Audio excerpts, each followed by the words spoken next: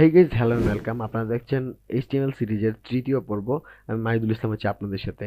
আজকের ভিডিওতে আমরা যেটা করব, আমরা একটি কোড এডিটর এবং একটি ব্রাউজার ডাউনলোড করব, যেন আমাদের পরবর্তী স্টেপগুলো ইজিলি ফলো করতে পারি, যাতে কোড এডিটরে আমরা কোড লিখতে পারি এবং সেই কোড আমরা আমাদের ব্রাউজারে রান করতে পারি। বাই ডিফল্ট আপনার উইন্ডোজে একটি ব্রাউজার দেওয়া থাকবে, তো সেই ব্রাউজারে ভিজিট করে আপনি নতুন একটি ব্রাউজার ডাউনলোড করতে পারবেন। তো আমি আমার কম্পিউটারে মাইক্রোসফট এজ যে ব্রাউজারটা রয়েছে সেটা ওপেন করেছি। এইখানে গিয়ে প্রথমে আমরা কোড এডিটর ডাউনলোড করব। তো কোড এডিটর হিসেবে আমি আজকের এই ভিডিওতে যেটা ডাউনলোড করব সেটা হচ্ছে নোটপ্যাড প্লাস প্লাস। এটাতে আমরা কিছুদিন কোড করব, আমাদের এই সিরিজটাকে এগিয়ে নিয়ে যাব এই কোড এডিটরের মাধ্যমে।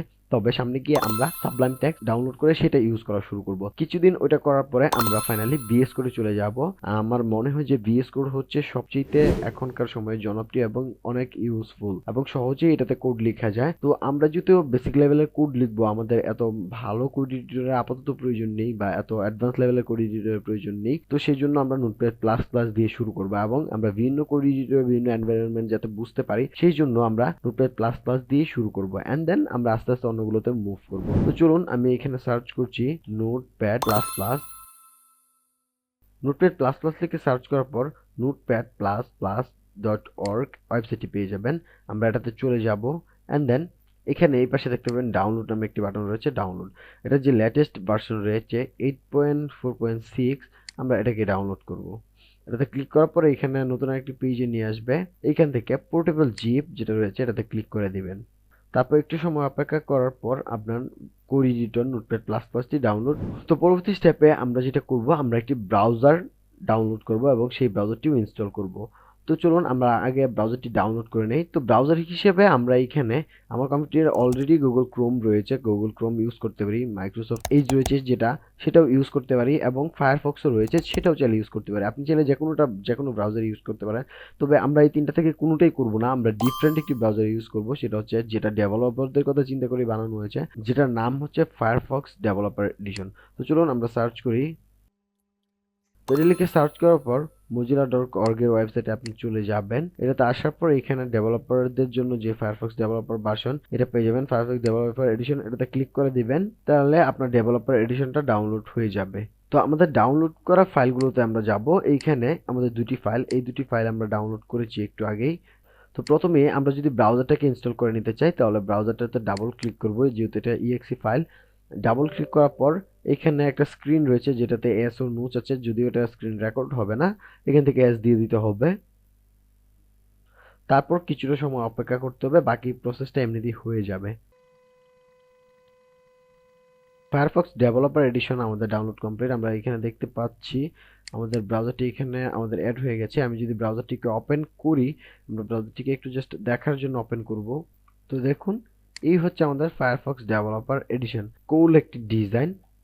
ব্রাউজারটি আমার কাছে ব্যক্তিগতভাবে এমনিতেও ভালো লাগে এবং আমাদের কাজের জন্য আমরা এই ব্রাউজারটি এখন থেকে ইউজ করব। তো আমরা সেটিং থেকে আমাদের এই ব্রাউজারটিকে ডিফল্ট ব্রাউজার সেট করে দিতে পারি, যেটা না করলে চলবে, তবে আমরা এটাকে ডিফল্ট ব্রাউজার হিসেবেই সেট করে দিব।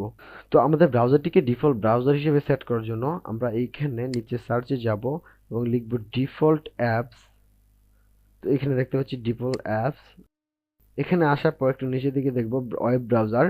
এইখানে অলরেডি আমাদের ক্রোমটা দেওয়া রয়েছে, তবে আমরা এখান থেকে সিলেক্ট করে দেবো মাইক্রোসফট ফায়ারফক্স ডেভেলপার এডিশনটা। তাহলে আমাদের এই ব্রাউজারটা এখন ডিফল্ট ব্রাউজার হিসেবে গণ্য হবে। পরবর্তীতে আমরা দেখতে পাবো যে আমরা যখন HTML ফাইল ক্রিয়েট করব তখন আমাদের ফায়ারফক্স ডেভেলপার এডিশন যেটা রয়েছে সেটার লোগোটা শো করবে। তো এখন আমরা আমাদের যে code editor notepad plus plus রয়েছে এটাকে ইনস্টল করব। তো এটা ইনস্টল করার জন্য আমাদের এটা জিপ ফাইল। তো এই জিপ ফাইলটাকে আনজিপ করার জন্য আমাদের একটা সফটওয়্যার লাগবে, সেটা হচ্ছে উইনরার অথবা 7zip। এই দুটো সফটওয়্যার থেকে যে কোনো একটু সফটওয়্যার হলে আপনারা জিপ ফাইলগুলোকে আনজিপ করতে পারবেন। তো জিপ ফাইল আনজিপার জন্য যে সফটওয়্যারটা প্রয়োজন সেটা ডেসক্রিপশনে আমি লিঙ্ক দিয়ে রাখবো, আপনার চাইলে সেখান থেকে ডাউনলোড করে নিতে পারেন যদি আপনার কম্পিউটার না থাকে। তো আমি জাস্ট এখান থেকে মাউসের রাইট বাটন ক্লিক করে এক্সট্রাক্ট হেয়ারে দিব, তাহলে আমাদের ফাইলটা এক্সট্রাক্ট হয়ে যাবে। তারপর এখানে অনেকগুলো ফাইল চলে এসেছে, তার মধ্যে নোটপ্যাড.exe যেটা রয়েছে আমরা এটাতে ডাবল ক্লিক করব। তাহলে দেখতে পাবো আমাদের এটা কিন্তু ইনস্টল হয়ে গেছে এবং এই সফটওয়্যারটা এখন আমরা চাইলে ইউজ করতে পারবো আমাদের মনের মতো। তো আমরা এটাকে সবসময় কাজ করার জন্য যেটা করতে পারি, এটাকে ড্র্যাগ করে আমাদের টাস্ক বারে অ্যাড করে রেখে দিতে পারি যাতে পরবর্তীতে আমরা সহজেই কাজ করতে পারি। এবং এইখানে দেখুন আমাদের দুটি আমাদের ফায়ারফক্স ডেভেলপার এডিশন এবং নোটপ্যাড প্লাস প্লাস দুটি রয়েছে। তো আজকের ভিডিওতে আমরা আর কিছুই দেখব না, পরবর্তী ভিডিওতে আমরা আস্তে আস্তে কোডিং এর দিকে আগাবো, একটু একটু করে কোড লেখা শুরু করবো। তো আজকের ভিডিও এখানে শেষ করছি, দেখা হবে আগামী পার্টে। সে পর্যন্ত ভালো থাকুন, সুস্থ থাকুন, আল্লাহ হাফেজ।